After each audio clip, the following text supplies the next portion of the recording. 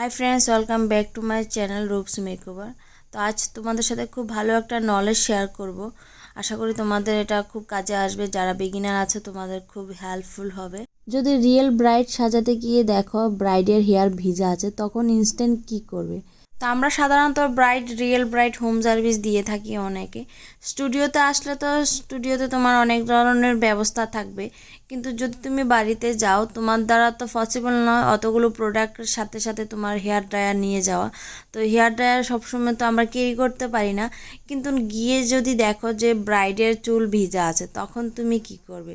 তো দেখো, এটাই তোমাদের সাথে আমি শেয়ার করার আছে। তো রিসেন্ট আমার সাথে এমন একটা কাজ হয়েছে যে আমি যাওয়ার পর স্নান করেছে, তো পুরো মাথার চুলগুলোই ভিজা ছিল। তখন আমার মাথায় কাজ করছিল না কি করব।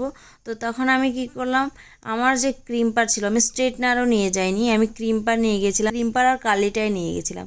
তো আমি ক্রিম্পার দিয়ে প্রথমে চুলটাকে আয়রন করেছি। আয়রন একটা সেকশানে হালকা হালকা করে মিনিমাম 2-3 বার আয়রন করেছি। ফ্যানের বাতাস দিয়ে যতটা ড্রাই করা যেত হয়েছে। তারপরে দেখলাম না, আমার ক্রিম্পিংটা আর্জেন্ট করা দরকার।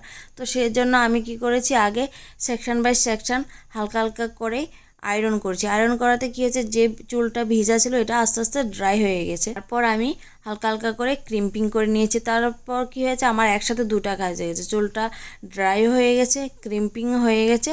আর যদি কারোর চুল মনে করো একটু কার্লি আছে, সেই ওই ভাবটা চলে যাবে, তাহলে ভালোই হবে। কিন্তু চুলের এটা প্রেশার পড়ে। তো আমরা রিয়েল ব্রাইডকে আমরা সবসময় বলে থাকি, প্লিজ তোমরা যদি মাথা ভেজানো তোমাদের কোনো নিয়ম থাকে তোমরা আগে করে নিও, চুলটাকে আগেই শুকিয়ে নিও।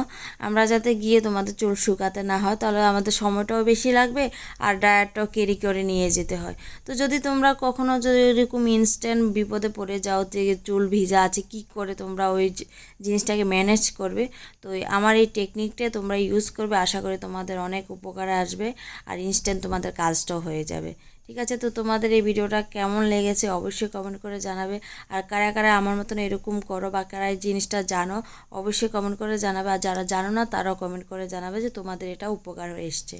অবশ্যই ভিডিওটা ভালো লাগলে চ্যানেলটাকে সাবস্ক্রাইব করে দেবে। So tata, bye bye, take care all.